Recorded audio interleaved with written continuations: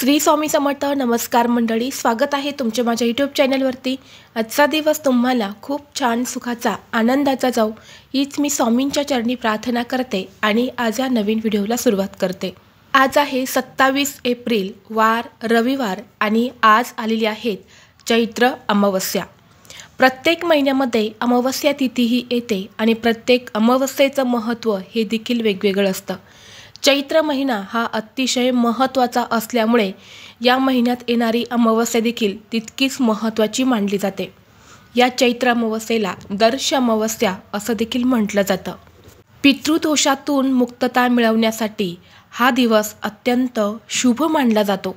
असे मानले जाते की या दिवशी आपण काही उपाय जर केले तर जीवनात सुख, शांती आणि समृद्धी येते. पितृ हे प्रसन्न होतात आणि त्यांचे आशीर्वाद हे आपल्यावरती कायम राहतात. तसेच अनेक जण दर अमावस्येला व्रत करत असतात, परंतु या व्रताची सुरुवात ही कुठल्याही अमावस्येपासून केली जात नाही. फक्त चैत्र अमावस्येपासूनच या व्रताला सुरुवात केली जाते आणि यानंतर प्रत्येक महिन्यात येणाऱ्या अमावस्येला व्रत जे आहे तर ते केलं जातं. या व्रताला वन्ही व्रत असे म्हणतात. वन्ही म्हणजेच अग्नी. चैत्रासह 12ही महिने अमावस्येच्या दिवशी अग्नीची पूजा करावी असे आपले धर्मशास्त्र सांगत असते. या चैत्र अमावस्येच्या दिवशी माता लक्ष्मी, भगवान विष्णूंची देखील पूजा केली जाते. धार्मिक दृष्टीने हा दिवस अतिशय महत्त्वाचा असल्यामुळे या दिवशी काही प्रभावी उपाय आणि सेवा देखील केल्या जातात. आज या व्हिडिओमध्ये मी तुम्हाला एक अतिशय प्रभावी असा उपाय सांगणार आहे. आज चैत्र अमावस्येला तुम्ही काहीच नाही केले तरीही चालेल, पण संध्याकाळी कापुरासोबत जाळा ही एक वस्तू. घरातील भांडणे, वास्तुदोष, पितृदोष, नजरबाधा, दारिद्र्य नष्ट होऊन घराची, मुलांची, पतीची अगदी भरभरून प्रगती होईल. घरात अखंड लक्ष्मी नांदेल.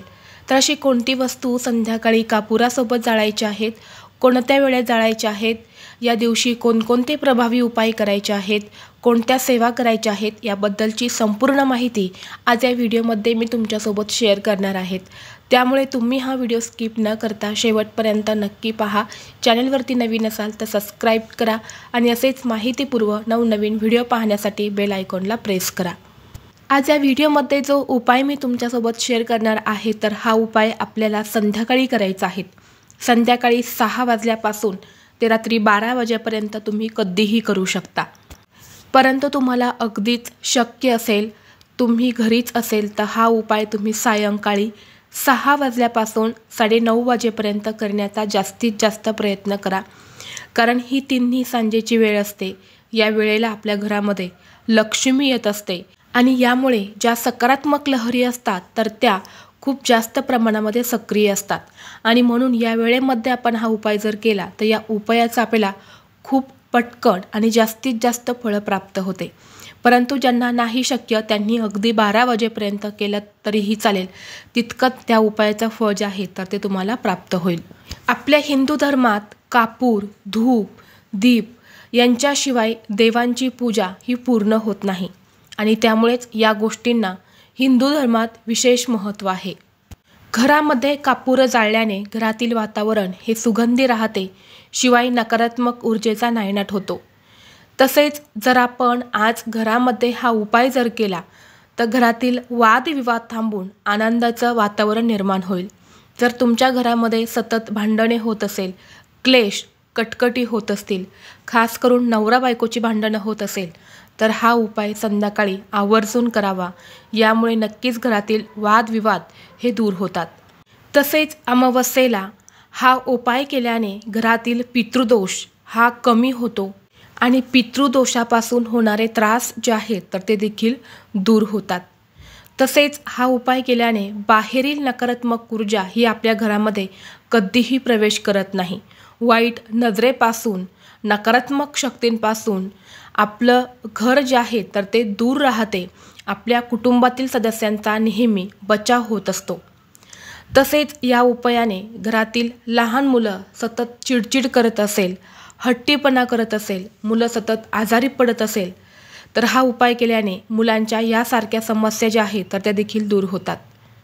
तसेच घरामध्ये सतत पैशांच्या आर्थिक अडचणी येत असेल, आलेला पैसा घरामध्ये टिकत नसेल, कष्ट आणि मेहनत करूनही कष्टाला आणि मेहनतीला यश मिळत नसेल, कोणतीही गोष्ट ही तुमच्या मनासारखी घडत नसेल, घरामध्ये सुख, शांती, समृद्धी ही टिकत नसेल, तर संध्याकाळी तुम्ही आज अमावस्येला कापुरासोबत ही एक वस्तू नक्की जाळा. कारण आपल्या धर्मात अग्नीला मोठे स्थान आहे. ऋग्वेद काळात यज्ञकर्म हे अतिशय महत्त्वाचे कर्म मानले जाते. त्या व्यतिरिक्त आजही आपल्याकडे विविध तऱ्हेच्या पूजाविधींमध्ये अग्निपूजा होमच्या रूपात केली जाते. त्यामुळे आपण दर अमावस्येला घरामध्ये अग्निहोम करावा असे आपले धर्मशास्त्र सांगते. परंतु सर्वांनाच हा अग्निहोम करणं शक्य होत नाही आणि म्हणून कापुरासोबत आपल्याला ह्या काही वस्तू आहेत तर त्या जाळायच्या आहेत, जेणेकरून आपल्याला अग्निहोमाचं पुण्य जे आहे तर ते प्राप्त होतं. आता हा उपाय करण्यासाठी आपल्याला सर्वप्रथम आपल्या देवघरामध्ये दिवा लावून घ्यायचा आहे, जो आपण नेहमी लावतो. धूप, दीप, अगरबत्ती लावून तुम्हाला वातावरण हे प्रसन्न करायचं आहे. यानंतर आपल्या घराच्या मुख्य दरवाजावरती सुद्धा तुम्हाला एक दिवा लावायचा आहे. जेव्हा तुम्ही बाहेरून घरामध्ये प्रवेश करता, जी तुमची उजवी साईड असणार आहे तर त्या उजव्या साईडला तुम्हाला दिव्याची दक्षिणेकडे वात करून एक दिवा नक्की लावायचा आहे. कारण या दिवशी पूर्वज हे पुन्हा पृथ्वीवरून मृत्यू लोकांमध्ये जात असतात आणि त्यांच्या वाटेमध्ये कुठलाही अंधार हा येऊ नये म्हणून हा दिवा त्यांना समर्पित म्हणून घराच्या मुख्य दरवाजावरती लावला जातो. ज्या घरी दर अमावस्येला हा दिवा लावला जातो त्या घरात पितृदोष हा नावाला सुद्धा उरत नाही. पितृ हे नेहमी प्रसन्न असल्यामुळे त्या घराची दिवसेंदिवस प्रगती होत असते. त्यामुळे घराच्या मुख्य दरवाजावरती सुद्धा एक दिवा लावायचा आहे आणि यानंतरच या उपायाला सुरुवात करायची आहे.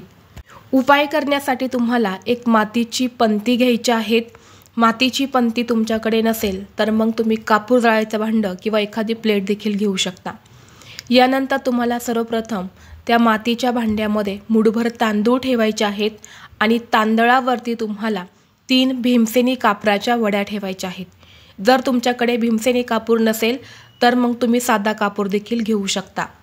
यानंतर त्या कापराच्या वरून तुम्हाला 3 हिरवी वेलची ठेवायच्या आहेत आणि 2 अखंड फुलाच्या लवंगा ठेवायच्या आहेत. यानंतर आपल्या उजव्या हातामध्ये थोडीशी काळी मोहरी घ्यायची आहेत. काळी मोहरी नसेल तर तुम्ही पिवळी मोहरी देखील घेऊ शकता, परंतु काळी मोहरी ही प्रत्येकाच्या घरामध्ये असतेच. तर चिमूटभर काळी मोहरी ही आपल्या हातामध्ये घ्यायची आहेत आणि अगदी चिमूटभर काळे तीळ जे असतात तर ते घ्यायचे आहेत. या दोन्ही वस्तू आपल्या हातामध्ये घेऊन आपल्या घरातील प्रत्येक व्यक्तीवरून तुम्हाला डोक्यापासून ते खाली पायापर्यंत 7 वेळा उतरवून घ्यायच्या आहेत. कारण या दोन्ही वस्तू नकारात्मकता, नजरबाधा दूर करण्यासाठी खूप प्रभावी असतात. जेव्हा आपण या वस्तूंचा उतारा आपल्या घरातील सदस्यांवरून करतो तर आपल्या घरातील सदस्यांना काही कुणाची नजर लागलेली असेल, कुणी काही करणे बाधा केलेली असेल तर ती या उपायाने दूर होते. आणि म्हणून या 2 वस्तू तुम्हाला घरातील प्रत्येक सदस्यावरून उतरवून घ्यायच्या आहेत. खास करून घरात जी लहान मुलं असतात तर त्यांच्यावरून आवर्जून उतरवून घ्या. कारण मुलं सतत किरकिर करतात, हट्टीपणा करतात. कारण मुलांना नजरबाधा जी आहे तर ती खूप लवकर होत असते. म्हणून मुलांवरून उतरवून घ्यायच्या आहेत. आजारी व्यक्ती असेल तर त्या व्यक्तीवरून सुद्धा उतरवून घ्यायच्या आहेत. यानंतर या वस्तू तुम्हाला त्या मातीच्या भांड्यामध्ये कापुरावरून ठेवायच्या आहेत. फक्त एकच चिमूटभर काळी मोहरी आणि काळे उडीद घ्यायचे आहेत. प्रत्येकावरून तेच उतरवायचे आहेत, वेगवेगळे घेण्याची गरज नाही. यानंतर हा कापूर आपल्या देवघरासमोर ठेवून तुम्हाला प्रज्वलित करायचा आहे.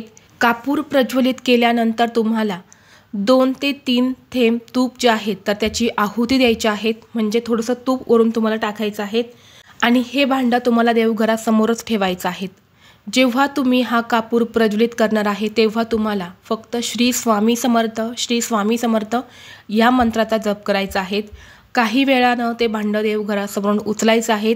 त्याचा धूर हा संपूर्ण घरामध्ये तुम्हाला फिरवायचा आहे. आपल्या घराच्या मुख्य दरवाजावरती सुद्धा काही वेळासाठी हे भांडं ठेवायचं आहे. पुन्हा तिथून उचलून तुम्हाला घरात तुमच्या देवघरासमोर आणून ठेवायचं आहे. जोपर्यंत या वस्तू जळत आहे तोपर्यंत याच मंत्राचा जप करायचा आहे. यानंतर या भांड्यामधील वस्तू शांत झाल्यानंतर त्यामध्ये थोडंसं पाणी टाकायचं आहे आणि तुळस सोडून तुम्ही कोणत्याही इतर झाडाच्या मुळापाशी टाकू शकता किंवा तसंच तुम्ही घराच्या बाहेर टाकून दिले तरीही चालेल, निर्माल्यामध्ये टाकले तरीसुद्धा चालेल। तर अशा पद्धतीने हा एक उपाय तुम्हाला करायचा आहे। यामुळे आपलं घर हे पवित्र होतं, बाधामुक्त होत असतं, त्यामुळे आपल्या घरामध्ये सुख, शांती, समृद्धी नांदायला सुरुवात होते। तसेच आज संध्याकाळी पिंपळाच्या झाडाखाली मोहरीच्या तेलाचा दिवा नक्की लावा, या वृक्षाला जल अर्पण करा आणि या वृक्षाखाली बसूनच ओम नमः पितृभ्य या मंत्राचा जप करा किंवा ओम पितृदेवताय नमः या मंत्राचा जप देखील तुम्ही करू शकता। पिंपळाच्या झाडाला 7 वेळा प्रदक्षिणा घाला। असे मानले जाते की पिंपळाच्या झाडात पूर्वजांचा वास असतो आणि या उपायाने जीवनातील सर्व अडथळे जे आहेत तर ते दूर होतात, जे आपल्याला नेहमी कामामध्ये येत असतात। जर तुमचं कोणतंही महत्त्वाचं काम पूर्ण होत नसेल, प्रत्येक कामात अडथळे येत असेल, तर त्या व्यक्तीने आवर्जून आज पिंपळाच्या झाडाखाली मोहरीच्या तेलाचा दिवा लावून जल अर्पण करा, वृक्षाखाली बसून सांगितलेल्या मंत्राचं पठण करा। त्या व्यक्तीच्या कामातील सर्व अडचणी, अडथळे जे आहेत तर ते 100% दूर होतील। तसेच आपल्या घराचा जो मुख्य दरवाजा असतो तर त्या दरवाजाच्या बाहेरच्या साईडने आपण एक पायपुसणी ठेवत असतो। तर त्या पायपुसणीखाली तुम्हाला 2 कापराच्या वड्या या नेहमी ठेवायला सुरुवात करायच्या आहेत, कारण यामुळे बाहेरून कुठलीही नकारात्मकता जी असते तर ती आपल्या घरामध्ये प्रवेश करत नाही। यामुळे आपल्या घरामध्ये अडचणी ज्या आहेत तर त्या देखील निर्माण होत नाही।